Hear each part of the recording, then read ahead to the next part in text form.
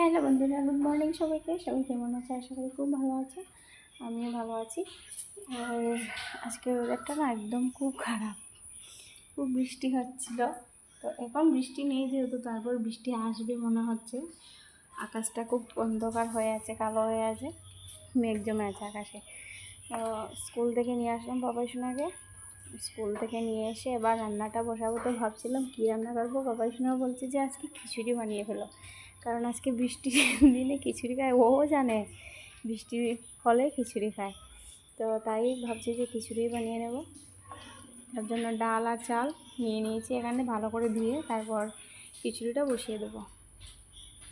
আজকের ওয়েদারটা একদম খারাপ, পুরো অন্ধকার হয়ে আছে, বোঝাই যাচ্ছে না যে 11টা বেজে যাচ্ছে। বৃষ্টি হয়েছে। এখানে ডাল আর চাল নিয়েছি, একবার ধুয়েছি, তো এবার আর একবার ভালো করে ধুয়ে নেব। অনেকটাই নিয়ে নিলাম মনে হচ্ছে, বেশি হয়ে যাবে না তো। আমরা তিনজন, আর তিনজন হলে বাবা সোনা কতটুকু খায়, বাবা সোনা এইটুকু খাবে, তো আমরাই খাবো। বেশি মনে হচ্ছে আজকে নিয়ে নিয়েছি।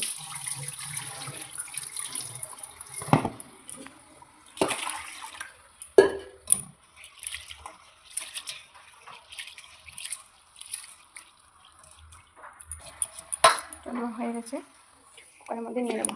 আজকে না কুকারটা হাত থেকে পড়ে ওই যে সাইডটা ভেঙে গেছে। বাসন নিয়ে আসতে সময় হাত থেকে পড়ে গিয়েছিল, পড়ে গিয়ে এই যে সাইডটা ভেঙে গেছে। তো কুকারের মধ্যে ডাল চাল নিয়ে নেবো আর কিছুটা সবজি কেটে দিয়ে দেবো। এই যে এখানে কিছুটা মটর নিয়ে নিয়েছি, মটরগুলো দিয়ে খিচুড়ির মধ্যে দেবো, এতে ভালোই লাগে। মটরগুলিকে দিয়ে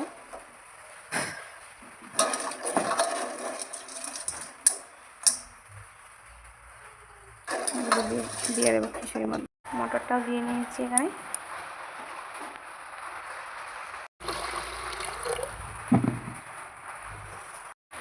এবার নিয়ে নিচ্ছি সয়াবিন। ঘরে তেমন সবজি নেই, তাই মটর সয়াবিন এগুলি দেবো। আর কিছু ঝিঙে কারকুর রয়েছে, আলু, এগুলো দিয়ে দেবো। মিষ্টি কুমড়ো না হলে ভালো লাগে না খিচুড়িতে, মিষ্টি কুমড়ো হলে ভালো হয়, তো এগুলি তো ঘরে নেই, তাই এগুলো দিয়েই বানাচ্ছি। এখানে আলু ঝিঙে কেটে নিয়েছি, এবার দিয়ে দেবো খিচুড়ির মধ্যে। আলুগুলো খোসা রয়েছে, তো আমার খিচুড়ির মধ্যে না আলু খুব ভালো লাগে। মিষ্টি কুমড়ো ভালো লাগে, কিন্তু মিষ্টি কুমড়ো নেই। ঝিঙে ভালো লাগে না, তাও দিচ্ছি কারণ আজকে সবজি নেই তাই।